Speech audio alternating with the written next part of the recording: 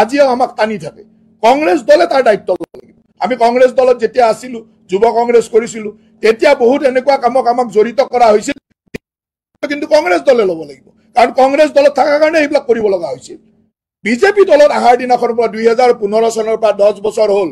গৌৰৱেৰে ক'ব পাৰো যে কোনো ধৰণৰ বেয়া কামত কোনো ধৰণৰ অনৈতিক কামত কোনো ধৰণৰ বেয়া ব্যৱস্থাৰ মাজত সমাজক হানি কৰা কাম ৰাষ্ট্ৰক হানি কৰা কাম এটাও কৰা নাই আৰু ভৱিষ্যতেও নকৰো আৰু সেই কাৰণে ইমান সগৌৰৱে নিজৰ কথাখিনি কোৱাৰ স্পষ্টতা আছে ক'ব পাৰো কৈছো যিটো সংবাদ গোষ্ঠী প্ৰতিদিনে এই ধৰণৰ নিউজ বনাইছে তেওঁলোকক মই ক'ব খুজিছো আজিও কম যে তেখেতসকলৰ ৱেবছাইটত তেখেতসকলৰ সত্তাধিকাৰী তেওঁৰ নিজৰ এটা ডাটা উঠাই থৈছে আপোনালোকে নেটত চালে পাব সত্তাধিকাৰী লিখি থৈছে যে তেওঁ কি লিখিছে Jayanta Barua proudly introduced himself as a great grandson of legendary Hemchandra Barua তাৰমানে তেওঁ পৰিণাতি legendary হেমচন্দ্ৰ বৰুৱাৰ গ্ৰেট গ্ৰেণ্ডসন বুলি তেওঁ গৌৰৱ অনুভৱ কৰে কিন্তু তেখেতে প্ৰমাণ কৰি দেখাওক যে জয়ন্ত বৰুৱা আমাৰ সকলোৰে শ্ৰদ্ধাৰ অসমৰ ভাষাৰ জনক হেমককৰ অভিধানৰ প্ৰণেতা হেমচন্দ্ৰ বৰুৱাৰ তেওঁ কি হয় তেওঁ গ্ৰেট গ্ৰেণ্ডসন হয় নেকি পৰিণাতি হয় নেকি মই কৈছো যে তেওঁ কোনো পৰিণাতি নহয় গোটেই অসমক আভুৱা ভৰি গোটেই মানুহক আভুৱা ভৰি তেওঁ পৰিণাতি বুলি কৈ তেওঁৰ গোটেই বজাৰখন সমাজৰ লগত চলাই আছে তেওঁ গ্ৰেট গ্ৰেণ্ডসন তেওঁ পৰিণাতি হেমচন্দ্ৰ বৰুৱা কিমান শ্ৰদ্ধাৰ মানুহ অসমৰ জাতীয় জীৱনৰ অসমৰ সাহিত্যৰ এনেকুৱা এজন শ্ৰদ্ধাশীল ব্যক্তি সেইজন ব্যক্তিৰ পৰিণাতি নাম লৈ ইমান বেয়া কাম কৰি পৰিণাতিৰ নাম লৈ থকাটো আচলতে অসমীয়া জাতিৰ কাৰণে লজ্জাজনক তেওঁ কক তেওঁ মই তথ্য সহকাৰে মই কৈছো যে হেমচন্দ্ৰ বৰুৱাৰ কোনো পৰিণাতি নাই কোনো বায়োলজিক্যাল পৰিণাতি গ্ৰেট গ্ৰেণ্ডসন নাই গতিকে তেওঁ কোনো বায়োলজিক্যাল গ্ৰেট গ্ৰেণ্ডসন নহয় গতিকে এনেকুৱা এটা ইমান যাৰ জীৱনৰ পৰিচয়টোৱে ভুৱাৰে আৰম্ভ হৈছে যাৰ জীৱনৰ পৰিচয়টো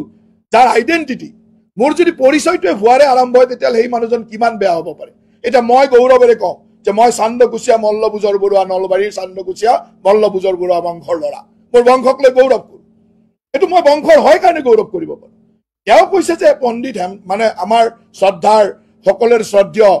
ভাষাৰ আমাৰ হেমককৰ প্ৰণেতা হেমচন্দ্ৰ বৰুৱাৰ তেওঁ পৰিণাতি তেওঁতো নহয় পৰিণাতি কিয় অসমৰ ৰাইজক এনেকুৱা আভুৱা ভৰিছে কিহৰ কাৰণে তেওঁ অসমৰ ৰাইজক ইমান ডাঙৰ মিছা কথা কৈছে অকল সেইটোৱে মিছা কথা নহয় তেওঁৰ মিছা কথা ইমান আপোনালোকে আগতে সংবাদ মাধ্যমত বহুতে পাইছিল চাগে কোনাপুৰত ট্ৰাইবেল বেল্টত ট্ৰাইবেল বুলি দেখুৱাই মাটি কিনিব গৈছিল হাইকোৰ্টৰ ৰখত পৰিছিল মনত আছে চাগে আপোনালোকৰ ট্ৰাইবেল বেল্টত মানুহে নিজকে অনুসূচিত জনজাতি বুলি কৈ ট্ৰাইবেল বেল্টত মাটি কিনিব যোৱা মানুহজন কিমান অধম হ'ব পাৰে মই এইটো শব্দ কৈছো কিমান অধম হ'ব পাৰে সেইজন মানুহে আমাক নীতি শিক্ষা শিকাব নেকি কওকচোন সেইজন মানুহে মোক নীতি শিক্ষা শিকাব নেকি তেওঁ হ'ল সত্তাধিকাৰী গতিকে তেওঁৰ চেনেলত কি বুজিছে এইবিলাক আপোনালোকেও বজাই দেখুৱাব যে তেওঁ যেনেকৈ আমাৰ সন্মুখত বুমটো পঠাই দি সোধে যে আপোনাৰ পত্নীয়ে ৰাজআৰ্য হৈছে আপোনালোকে তেওঁৰ ওচৰত বুমটো পঠাই দি সুধিব যে আপুনি হেমচন্দ্ৰ বৰুৱাৰ পৰিণাতি হয় নেকি সুধক হেমচন্দ্ৰ বৰুৱাৰ পৰিণাতি হয় নে নহয় তেওঁ উত্তৰ দিয়ক অসমৰ ৰাইজক ইমান দিনটো একেবাৰে প্ৰধানমন্ত্ৰীৰ ওচৰলৈ গৈ বেইলি সংস্কৰণ কৰি দেখুৱাই দি এনেকুৱা এটা দেখুৱালে যে তেওঁহে তেওঁৰ মালিকাধীন তেওঁহে তেওঁৰ অথৰিটি নহয় মানে তেওঁৰ মানে হেৰিটো তেওঁৰ ওচৰতে আছে তেওঁতো পৰিণাতি নহয় গতিকে তেনেকুৱা আভুৱা ভৰা মিছা কথা কোৱা মানুহ এজন কিমান বেয়া হ'ব পাৰে সমাজ জীৱনৰ কাৰণে কিমান কুলক্ষিত হ'ব পাৰে সেই কথাটো আপোনালোকে জানিব লাগে আৰু মই জানিবৰ কাৰণে কথাটো কৈছো মোৰ এইবিলাক কোৱাৰ ইণ্টেনশ্যন নাছিল কিয় আমি ৰাজনীতি কৰা মানুহ আমি যেতিয়া চৰকাৰী কামত থাকো আমাক কেতিয়াবা সমালোচনা কৰা আমাৰ ক'বলগীয়া একো নাই এটা মোৰ পত্নীয়ে কিবা ব্যৱসায় কৰিছে সেই ব্যৱসায়লৈকে মোৰ পত্নীৰ ব্যৱসায়লৈকে যেতিয়া যাব তেওঁলোকৰ তেতিয়া সঁচা কথাবিলাক উন্মোচন কৰিব লগা হয় মোৰ ল'ৰা ছোৱালীলৈকে যেতিয়া যাব তেতিয়া তেওঁলোকৰ সঁচা কথাবিলাক উন্মোচন কৰিব লগা হয় আৰু সেইকাৰণে মই কৈছো মোৰ ইমান দিন আমাৰ লগত মোৰ বহুত নিউজ বজায় মই কেতিয়াও নকওঁ নিউজ বজায় অধিকাৰ আছে প্ৰত্যেকটো সংবাদ মাধ্যমৰ অধিকাৰ আছে সংবাদ মাধ্যমে মোৰ ভাল বজাব কেতিয়াবা বেয়া বজাব ভাল বজালে প্ৰশংসা কৰোঁ বেয়া বজালেও বেয়া নাপাওঁ ঠিক আছে বজাব আমি তাৰ পৰা সংশোধন ল'ম কিবা ভাল কাম কৰিম কিন্তু সকলোৱে জানে যে মোৰ পত্নীয়ে তাত এখন ফাৰ্ম কৰিছে কোনো অনিয়ম কৰি তাৰ ফাৰ্মত ৰাজসাহায্য বা হেৰি লোৱা নাই বেংকৰ লোন লৈছে লোন লৈ তাত ছাবচিডি পাইছে তাৰপিছত তেওঁ তাৰ আগতেও এপেক্স বেংকৰ লোন লৈছিলে তাৰ আগতেও ফাৰ্মখন এষ্টাব্লিছ কৰাৰ সময়ত এপেক্স বেংকৰ লোন লৈছিলে তেতিয়াও নেটফিৰ পৰা ছাবচিডি পাইছে এগ্ৰিকালচাৰ ভেটেনেৰী ফিচাৰী এইবিলাকত যদি লোন লৈ ছাবচিডি পায় এইটো নিয়ম এগ্ৰিকালচাৰ ভেটেনেৰি ফিচাৰী এইবিলাকৰ চেক্টৰত ইভিন মই সিদিনাখনো কৈছোঁ যে আমি এতিয়া ইণ্ডাষ্ট্ৰি বনাই আছোঁ ইণ্ডাষ্ট্ৰিবিলাকত আমি 30% কেপিটেল ছাবচিডি নিদিওঁ নেকি কোনোবা এখন হোটেল বনালে 5 কোটি টকা ইনভেষ্ট কৰি হোটেল বনালে তো 30% কেপিটেল ছাবচিডি আমাৰ পৰা চৰকাৰৰ পৰা লৈ যায় GST ৰিবেট পায় তো যি ইণ্ডাষ্ট্ৰি আমি প্ৰমোট কৰিব খোজো সেই ইণ্ডাষ্ট্ৰিত চৰকাৰে এনেকুৱা ছাবচিডি দিয়ে ই সকলোৱে পাব ই প্ৰতিদিনৰ মালিকে বিচাৰিলেও পাব আৰু মালিকেও তেনেকুৱা চাগে দুই এটা লোৱা ওলাব মোৰ ওচৰত তথ্য অহা নাই তেওঁলোকে পাব চবে বিচাৰি পায় অলপ কেইদিনমান আগতে এনেকুৱা ছাবচিডি বিচাৰি আপোনালোকৰ সংবাদৰ দুজন মালিকে আবেদনো কৰিছে মই জানো গতিকে সকলোৱে পাব এইটো কোনো অন্যায় নহয় গতিকে এনেকুৱা ধৰণৰ ন্যায়সংগত কাম এটা কৰাৰ পিছতো আৰু অলৰেডি এছেম্বলিত ওলাই গৈছে এছেম্বলিত তথ্যই আহিছে যে এই 90 জনী গিৰগাই কাক দিছিলে কিমান পইচাত দিছিলে সেই তথ্য এছেম্বলিত পদ্ম হাজৰিকাই দি দিছে এটা নিউজটো বজাবলৈ যে ঠিক আছে তথ্য নাই গৰুখুটিৰ প্ৰকল্পৰ অধ্যক্ষ পদ্ম হাজৰিকা আছে তেওঁকতো চিনি পায় তেওঁ সুধিলে তেওঁ তথ্যটো দি দিয়ে তাৰমানে ইণ্টেনশ্যনেলি আমাৰ ইমেজটো নষ্ট কৰিবৰ কাৰণে তেওঁলোকে কাম কৰে গতিকে এনেকুৱা ইণ্টেনশ্যনেলি নষ্ট কৰিলে তেওঁলোকৰ সমাজত যিটো প্ৰতিষ্ঠা তাকতো নষ্ট কৰিব লাগিবনে নাই গতিকে আপোনালোকে এইটো বজাব যে তেওঁ হেমচন্দ্ৰ বৰুৱাৰ একো নহয় কাৰণ তেওঁৰ প্ৰতিষ্ঠাটো হেমচন্দ্ৰ বৰুৱাৰ পৰিণতি বুলি তেওঁ অসমত প্ৰতিষ্ঠা কৰিব বিচাৰিছে মই হেমচন্দ্ৰ বৰুৱা মানে এটা পণ্ডিত এটা ইমান ডাঙৰ পৰিয়ালৰ পৰা ইমান জ্ঞানী মানুহৰ মই পৰিণতি বুলি প্ৰতিষ্ঠা কৰে তেওঁ আচলতে একো নহয় গতিকে সেইটো আপোনালোকে বজাব লাগিব তেওঁৰ প্ৰতিষ্ঠাটো আমাৰ প্ৰতিষ্ঠা যেনেকৈ নষ্ট কৰিব খোজে তেওঁলোকৰ প্ৰতিষ্ঠাও নষ্ট আপোনালোকে কৰাৰ দায়িত্ব কিয় দায়িত্ব যে আমাৰ প্ৰতিষ্ঠা নষ্ট যোনে কৰিব আমি কোনো বেয়া কাম কৰা নাই মই দায়িত্ব সহকাৰে কৈছোঁ 2015 চনত বিজেপিত যোগদান কৰাৰ পৰা কোনো ধৰণৰ বেয়া কাম কোনো ধৰণৰ অসামাজিক কাম কোনো ধৰণৰ ৰাষ্ট্ৰক বেয়া কৰিব পৰা কোনো কাম কৰা নাই এটা দায়িত্ব সহকাৰে কৈছোঁ কোনোবাই যদি প্ৰমাণ দিব পাৰে তেতিয়া মই কম যে এইটো আপুনি বেয়া কাম কৰিছে আজিলৈকে কৰা নাই গতিকে আমি সততাৰে ক'ব পাৰোঁ কিন্তু তেওঁলোকে সেই সততাৰে ক'ব নোৱাৰে মই ক'লোৱে যে নামৰ যাৰ পৰিচয় গণ্ডগোল জনজাতি বুলি নিজৰ মাটি কিনিব যায় ট্ৰাইবেল বেল্টত সেই মানুহৰ কি হেৰি আছে এতিয়া যিজন তাৰ মুখ্য সংবাদক তেওঁলোকে বহুত নিউজ বজাই থাকে অজস্ৰ গ্ৰাহস্থ হিংসাৰ নিউজ বজায় সৰু ঘটনা এটা হ'লে এনেকৈ বজায় যে পৰিয়ালটোৱে মুখ ওলাব নোৱাৰা হৈ যায় সেইজন মানুহৰ পত্নীক তেওঁ কি কৰে সেইজন মানুহৰ কন্যাক তেওঁ কি কৰে কন্যাই আহি নিজৰ ষ্টুডিঅ'ৰ ভিতৰত মুখত থু মাৰি থৈ যায় সেইবিলাক ঘটনাটো আপোনালোকে জানে সংবাদ মাধ্যমৰ সব মানুহে জানে সেই মানুহে এটা চুট্টাই লগাই সুন্দৰভাৱে বিৰাট ভাল ভদ্ৰলোকৰ দৰে কথা কোৱাৰ নৈতিক অধিকাৰ আছে নেকি আছে জানো নৈতিক অধিকাৰ নিজে প্ৰথম হট হ'ব লাগিব হজৰত মহম্মদে যেনেকৈ চেনি খাবলৈ নিজে বন্ধ কৰি মিঠাই খাবলৈ বন্ধ হৈ মিঠাই খাব হাক দিছিল তেনেকৈ নিজক প্ৰথম হট কৰি লোৱা তাৰপিছত বেলেগৰ কথা ক'বা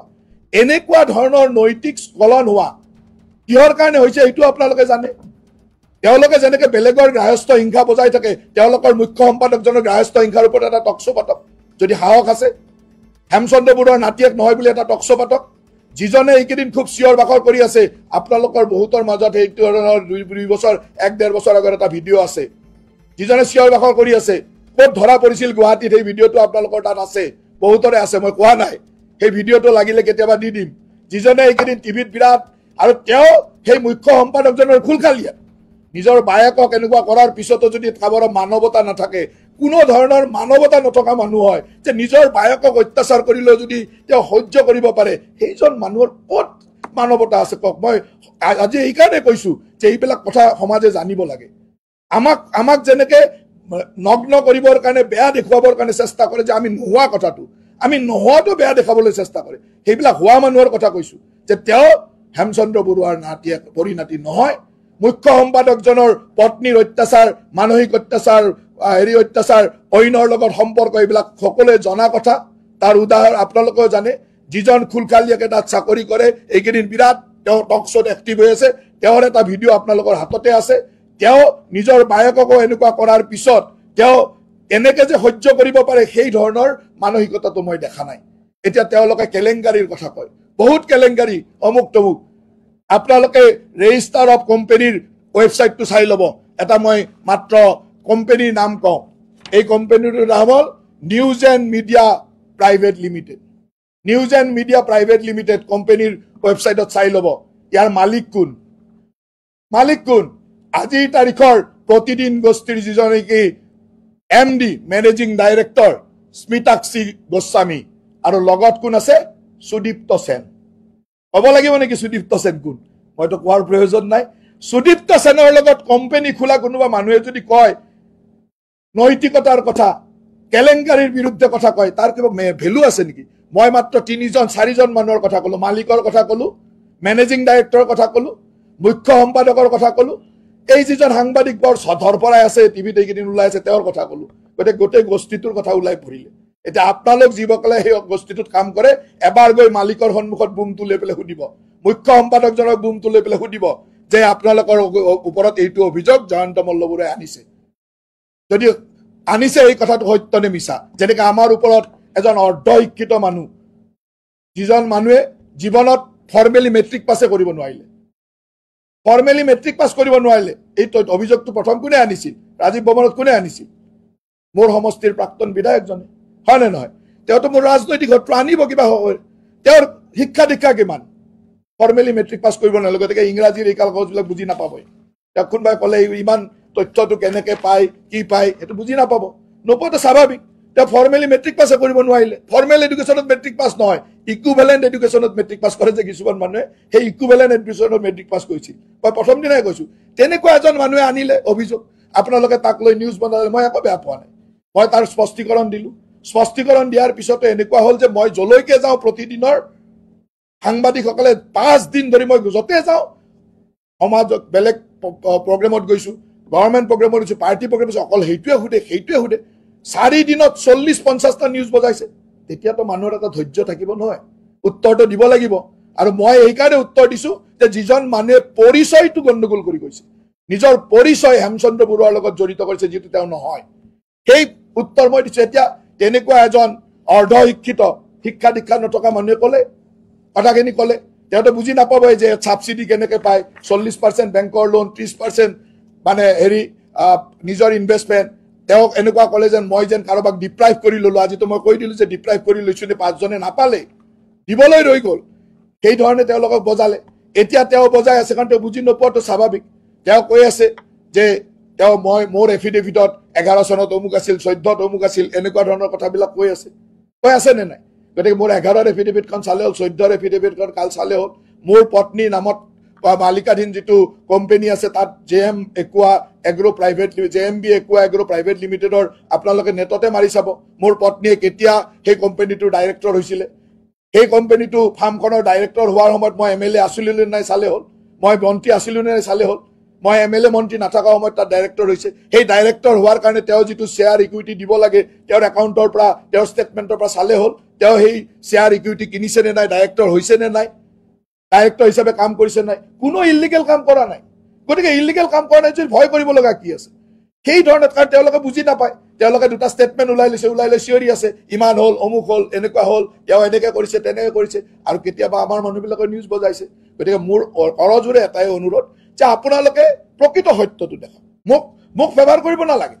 মই যদি ক'ৰবাত ভুল আছোঁ মোৰ ভুলটো দেখাওক আৰু মোৰ ব্যক্তিগতভাৱে মোৰ এজ এ মন্ত্ৰী এজন দলৰ সদস্য হিচাপে ক'ৰবাত যদি মই কিবা সামাজিক ভুল কাম কৰিছোঁ তাক লৈ নিউজ বজাওক মোৰ কোনো ক'বলগীয়া নাই কিন্তু আমাৰ পৰিয়ালবিলাকৰ নিউজবিলাক যদি এনেকৈ বজায় তেতিয়াহ'লে পৰিয়ালবিলাকৰ মনতো অশান্তি হয় সেইকাৰণে সেই মানুহবিলাকৰ মনতো অশান্তি দিবৰ কাৰণে এই কথাবিলাক ক'ব লগা হয় মই এইকেইদিন ব্যক্তিগত জীৱনত মই কৈছোঁ যে মোৰ পত্নীয়ে মোক এইকেইদিন যিকেইটা কথা কৈছে মই ভাবোঁ যে কোনো পত্নীৰ মনত এনেকুৱা ধৰণৰ দুখ নিদিয়ক কাৰণ মোৰ কন্যা এগৰাকী CBSEৰ পৰা 98% পাৰ্চেণ্টেজ লৈ তেওঁলোকৰ ৰাজনীতিৰ লগত কোনো লেনদেন নাই মুম্বাইৰ এখন ভাল ইনষ্টিটিউটত ছেণ্ট জেভিয়াৰ্ছত পঢ়ি এইবাৰ গ্ৰেজুৱেশ্যন কৰিছে তাই বিদেশলৈ এতিয়া এণ্টাৰপ্ৰিনাৰশ্বিপ পঢ়িব যাব মোক কালি ফোন কৰি কৈছে যে দেউতা ভৱিষ্যতে আহি আৰু অসমত কাম নকৰোঁ দিয়া কৰিলেতো আমাৰো কথা এনেকৈ বজাব মোৰ যিজনী ছোৱালী এণ্টাৰপ্ৰিনাৰশ্বিপ পঢ়িব যাব ওলাইছে তাই এণ্টাৰপ্ৰিনাৰশ্বিপ পঢ়ি আহিটো কিবা কৰিব নহয় তেওঁ মোক কৈছে কালি দেউতা মই ঘূৰি আহি অসমত কাম নকৰোঁ দিয়া কিয় নকৰোঁ যে অসমত মই আহি কাম কৰিলেতো মোক এনেকৈ বজাব নহয় টিভিত গতিকে মোক কোনো চিনি নোপোৱা জেগাত ক'ৰবাত কাম কৰিম কিমান দুখ লগা কথা এই কথাবিলাক মানুহে বুজিব লাগে আমিও একজন মানুহ আমি পিতৃ আমিও কাৰোবাৰ পিতৃ কাৰোবাৰ পতি গতিকে আমাৰো এটা জীৱন আছে এই ধৰণৰ মানসিক যন্ত্ৰণা সেই ধৰণৰ পৰিয়ালবিলাকক দিব নালাগে স্পষ্ট কথাটো হ'ল যে মই মোৰ কন্যাৰ উদাহৰণ দি কৈছোঁ তাৰমানে আমাৰ নতুন জেনেৰেশ্যনে যদি এনেকুৱা ধৰণৰ মোৰ কন্যা নতুন জেনেৰেশ্যন তাই ডিগ্ৰী পাছ কৰি ওলাইছে, বিদেশলৈ পঢ়িব যাব ওলাইছে, এণ্টাৰপ্ৰিনাৰশ্বিপ এনেকুৱা ভাল কোৰ্চ এখনত বেপছনৰ দৰে ইউনিভাৰ্চিটিত, আজি US-ৰ এখন বেপছনৰ দৰে ইউনিভাৰ্চিটিত তাই চিট পাইছে। তাই পঢ়ি আহি মোক ক'ব কৈছে যে মই পঢ়ি আহি অসমত কাম নকৰোঁ দিয়া। তাতকে দুখ লগা কথা হ'ব পাৰে? তাতকে ডাঙৰ মানে মানে মনত দুখ লগা কথা হ'ব পাৰে নেকি? গতিকে মই আপোনালোকক এইখিনি, আজি যিখন প্ৰেছ মিট, মই কোনো মন্ত্ৰী হিচাপে প্ৰেছ মিট দিয়া নাই, মই বিজেপি দলৰ নেতা হিচাপে দিয়া নাই, মই এজন নাৰীৰ পতি হিচাপে, নাৰীৰ স্বামী হিচাপে, মই দুজন সন্তানৰ পিতৃ হিচাপে এই কথাখিনি কৈছোঁ। অন্ততঃ আপোনালোকে সত্যতা, মই বেয়া কাম কৰিছোঁ, মোৰ বেয়া কথা বজাওক, মই বেয়া কাম কৰিছোঁ, মোৰ ডিপাৰ্টমেণ্টৰ কিবা হৈছে বজাওক, মোৰ ক'বলগীয়া একো নাই। কিন্তু এনেকে অনাহকতে কিছুমান বস্তু, যিবিলাক বস্তুৱে আমাৰ সামাজিক জীৱনত ক্ষতি কৰে, আমাৰ পৰিয়ালৰ জীৱনত ক্ষতি কৰে, এই কামবিলাক কৰা উচিত নহয়। আৰু সেই কামবিলাকে এই জয়ন্ত বৰুৱাৰ দৰে মানুহবিলাকে কৰি আহিছে। তেওঁলোকে মানুহৰ ঘৰ ভাঙি প্ৰসাদ সাজিছে। অসম আন্দোলনৰ পৰা আলফা আন্দোলনলৈকে কিমান মানুহক মাৰি, কিমানজনৰ মানে হেৰিত গৈ তেওঁলোকে সৌধ সাজিছে, সেইবিলাক কথা অসমৰ ৰাইজে জানে। গতিকে তেওঁলোকৰ সেই স্বভাৱবিলাক এতিয়া এৰক। এতিয়া অসমখন এটা পৰিৱৰ্তনৰ দিশত গৈছে। তেওঁলোকৰ কথা হ'ল যে হিমন্ত বিশ্ব শৰ্মা ডাঙৰীয়াৰ নেতৃত্বত যি বিকাশ আৰু উন্নতি হৈছে, সেই বিকাশ আৰু উন্নতি তেওঁলোকৰ সহ্য নহয়। তেওঁলোকক লাগে অসমত এখন ধৰ্ণাৰ অসম, আন্দোলনৰ অসম, এনি টাইম গণ্ডগোল থাকক, হত্যা হিংসা চলি থাকক। কাৰণ হত্যা হিংসা ধৰ্ণা আন্দোলন তেওঁলোকৰ ব্যৱসায়। হত্যা হিংসা ধৰ্ণা আন্দোলন তেওঁলোকৰ ব্যৱসায়। গৰুৰ ব্যৱসায়, গৰুৰ ফাৰ্ম তেওঁলোকৰ ব্যৱসায় নহয়। তেওঁলোকৰ কাৰণে এইটো কি? কাৰাপচন, কেলেংকাৰী। গৰুৰ ব্যৱসায়, ফাৰ্ম, এগ্ৰিকালচাৰ, এইবিলাক তেওঁলোকৰ ব্যৱসায় নহয়। তেওঁলোকৰ কাৰণে কি? হত্যা হিংসা আন্দোলন চলি থাকিবলৈ তেওঁলোকৰ ব্যৱসায় চলি থাকিব, ৰমৰমীয়া ব্যৱসায় চলি থাকিব। তেওঁলোকৰ ব্যৱসায়টো চলা নাই। আজিৰ তাৰিখত অসমৰ মানুহে গৰুৰ ফাৰ্ম কৰিছে, অসমৰ মানুহে ছেমি কণ্ডাক্টৰ ইণ্ডাষ্ট্ৰী বহাইছে, অসমৰ মানুহে দোকান কৰিছে, অসমৰ মানুহে এগ্ৰিকালচাৰ কৰিছে। গতিকে এই কামবিলাক তেওঁলোকৰ কাৰণে ব্যৱসায় নহয়, এইবিলাক কেলেংকাৰী, এইবিলাক হ'ল গণ্ডগোল। তেওঁলোকৰ কেলেংকাৰী দেখা পায়, এইবিলাক ভাল কাম তেওঁলোকে দেখা নাপায়। সেইকাৰণে মোৰ আপোনালোকলৈ এটা বিনম্ৰ অনুৰোধ, আপোনালোকৰ মাজত অজস্ৰ সৎ মানুহ আছে, 90% সৎ মানুহ, অসমখনক ভাল পোৱা মানুহ, 2-4টা বেয়া মানুহ থাকে। কিন্তু আপোনালোকেতো অসমখনক ভাল পায়, অসমৰ ভাল বিচাৰে। গতিকে অসমখনক ভাল পোৱা হিচাপে ভাল কামক প্ৰশংসা কৰক। আৰু সেইবিলাক মানুহৰ মুখা খুলি দিয়ক, যিবিলাকে আজি অসমত আন্দোলন, হত্যা হিংসা, তেওঁলোকৰ দোকান এখন চলাব বিচাৰে। সেই দোকানখন চলিব নিদিব। হিমন্ত বিশ্ব শৰ্মা ডাঙৰীয়াৰ নেতৃত্বত খুব সুন্দৰভাৱে এখন অসমৰ বিকশিত যাত্ৰা আৰম্ভ হৈছে। এই যাত্ৰাত এই ধৰণৰ মানুহবিলাকে যাতে আৰু নষ্ট কৰি পেলাব নোৱাৰে, তাৰ কাৰণে মই এজন নাৰীৰ স্বামী হিচাপে, 2টা সন্তানৰ পিতৃ হিচাপে মই সুন্দৰভাৱে আপোনালোকক সবিনয় অনুৰোধ কৰিছোঁ। আৰু মই ভাবোঁ যে ইয়াৰ মাজতো কিছুমান মানুহে তাৰে এখাৰ কাটি অমুকটো ক'লে তমুকটো ক'লে, এটা উল্টা কথা ওলাই আৰু বজাব পাৰে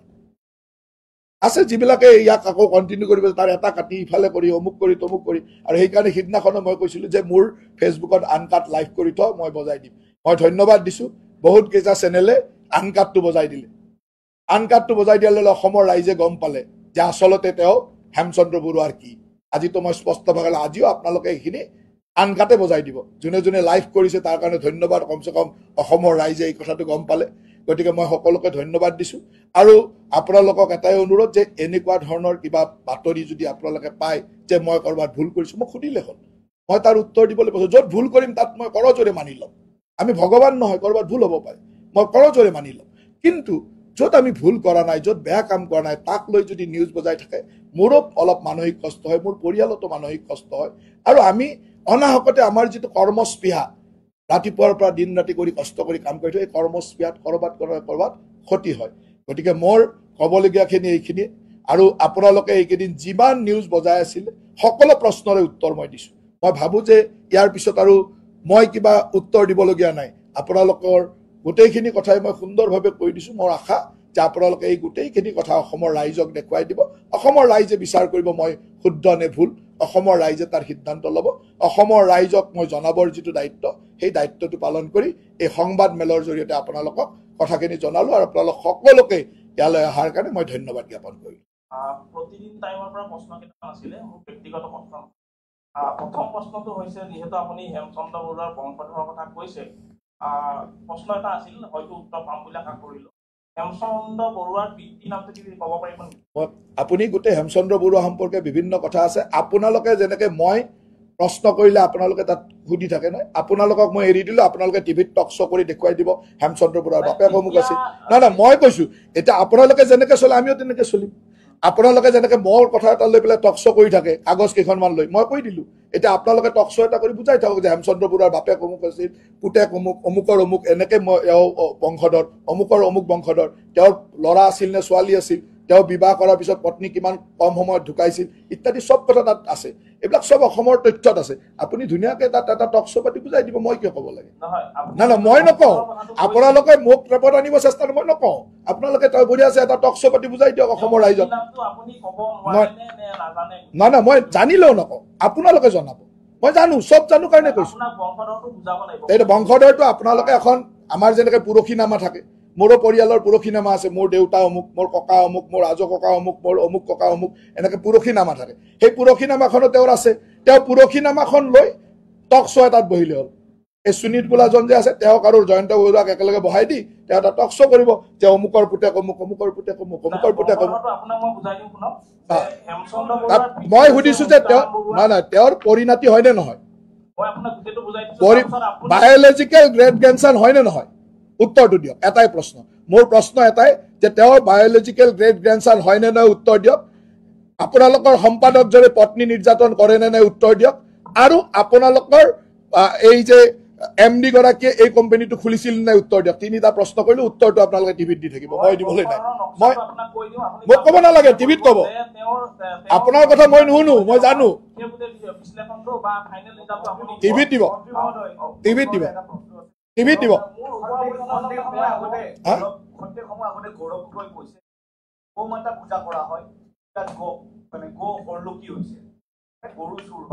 আপোনাৰ গৌৰৱ গগৈ আৰু জয়ন্ত বৰুৱা মিলি জুলিয়াই গোটেইটো কৰিছে। তেওঁলোকৰ উদ্দেশ্য হ'ল এইটোক এটা ইছ্যু বনাব লাগে। যিটোৰ প্ৰশ্নৰ উত্তৰ সংসদত বিধানসভাৰ ভিতৰত,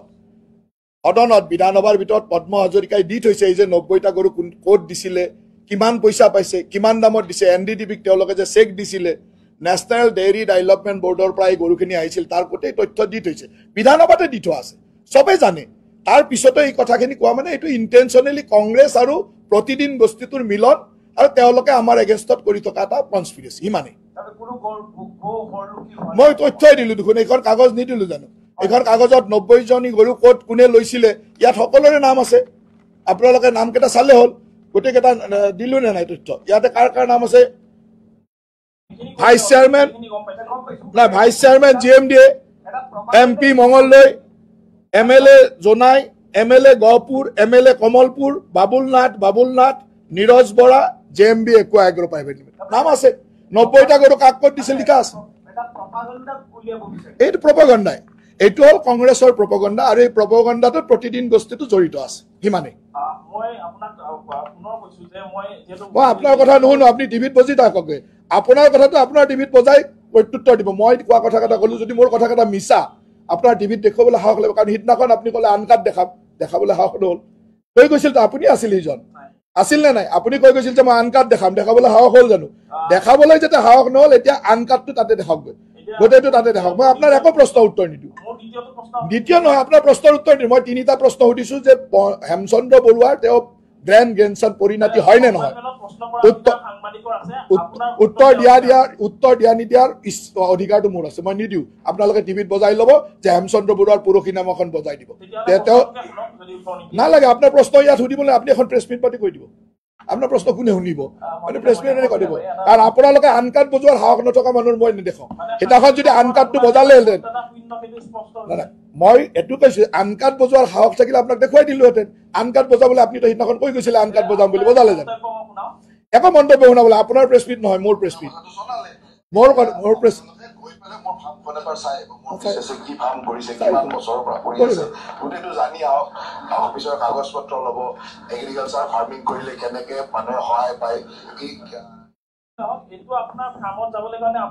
আপুনি এখন আবেদন দিব মোক। এখন কোম্পানী যেতিয়া ফাৰ্ম থাকে, ব্যক্তিগত মালিকাধীন ফাৰ্মত গ'লে মোক এখন আবেদন দিব, মই অনুমতি দি দিম যে যাব, আপুনি যাবগে। তাতে মোৰ ষ্টাফে থাকে। ষ্টাফে পাৰ্মিশ্যন দিব পাৰে আৰু তৃতীয়টো মোৰ প্ৰশ্ন হৈছে কাৰণ আপোনালোকে গৈ কিবা আছে ৰঙিয়া আপুনি ফাৰ্মখন সম্প্ৰসাৰণৰ কথা কোৱা হৈছে নলবাৰী আপুনি যিখন স্থান উল্লেখ কৰিছে নলবাৰী এড্ৰেছ মানুহৰ তাতে আপুনিও পঢ়িব নাজানে তাতে হ'ল মোৰ পত্নী থাকে নলবাৰীৰ ঘৰৰ এড্ৰেছ দিয়া আছে আপুনি পঢ়িব নাজানে আপুনি পঢ়িব নাজানে দিয়ক এইবিলাক আপোনাৰ দৰে ইমান তলৰ শ্ৰেণীৰ মানুহৰ লগত কথা নাপাতো আপোনালোকৰ মালিকে কেতিয়াবা সুধিব মই উত্তৰ দিম মালিকক যিকেইটা প্ৰশ্ন সুধিছো সেইকেইটা উত্তৰ দিলে ধন্যবাদ সকলোকে ধন্যবাদ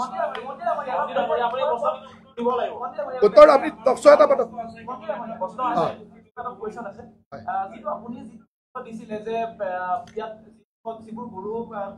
সাবসিডিৰ কাৰণে যেটো এডভাৰটাইজ দিয়া হৈছিল বুলি কৈছে 20 জনক দিব বুলি কৈছিলে 16 জনে এপ্লাই কৰিছিলে 15 জনক দিয়া হ'ল তাৰ কাৰণে এডভাৰটাইজ দিয়া হৈছিল পেপাৰৰ জৰিয়তে আপোনালোক যেহেতু জনপ্ৰতিনিধি আপুনি এজন বিধায়ক এজন মন্ত্ৰীও এই বিষয়টো যেতিয়া পেপাৰত দিছিল সকলোৱে পেপাৰ হয়তো পঢ়িব এই বিষয়টো সমষ্টিৰ মানুহৰ সৈতে কেতিয়াবা আলোচনা কৰিছে মোৰ নলবাৰী সমষ্টিৰ 2-3 জনে পাইছে মানে ইয়াতে নোৱাৰে কিয় অসমত এনেকুৱা ফাৰ্ম খুব কম আছে মানে ইয়াত যিকেইটা ক্ৰাইটেৰিয়া দিছে এইটো হ'ল চলি থকা ফাৰ্ম 200 লিটাৰৰ ওপৰত গাখীৰ হ'ব লাগিব তেওঁলোকে এক্সটেনশ্যনৰ কাৰণে সুবিধা পাব তেওঁলোকৰ ইনকাম টেক্সৰ ফাইলত যিটো বিচাৰিছে বা যি ধৰণৰ ক্ৰাইটেৰিয়া বিচাৰিছে সিমান ক্ৰাইটেৰিয়া থকা ফাৰ্ম অসমত খুব কম আছে এই ডায়েৰী ফাৰ্ম সেইকাৰণে নোৱাৰে মোৰ তাত যিকেইজনৰ ক্ৰাইটেৰিয়া আছিল মোৰ তাত দুজন মানে পাইছে তেওঁলোকে ইণ্টাৰভিউ তেওঁ কৰি দিছে মোৰ তাত পোৱাজনে টিভিত ইণ্টাৰভিউ দিছে যে তেওঁ কেনেকৈ পাইছিলে কি পাইছিলে ইয়াত ইমান ক্ৰাইটেৰিয়াটো ফুলফিল কৰিব নোৱাৰে সেইটো আজি মই বেলেগ কথা নকওঁ কাৰণ এইটোত আপোনালোকে এইটো ডাইলুট কৰি পেলাব সেইকাৰণে মই আজি এইখিনিয়ে ক'লো মইতো আপোনালোকৰ টিক্সত মই আহিব খোজা নাই আপোনালোকে এইখিনি বুজাই দিয়ক ধন্যবাদ আপুনি ক্ৰয় কৰিব পৰা শক্তি থকা আপোনাৰ গণতমল্ল বৰুৱাদেৱে 50 লাখ টকা যিটো ৰাজ সাহায্য সেইটো আশা কৰাটো বা সেইটো লোৱাটো শুনিব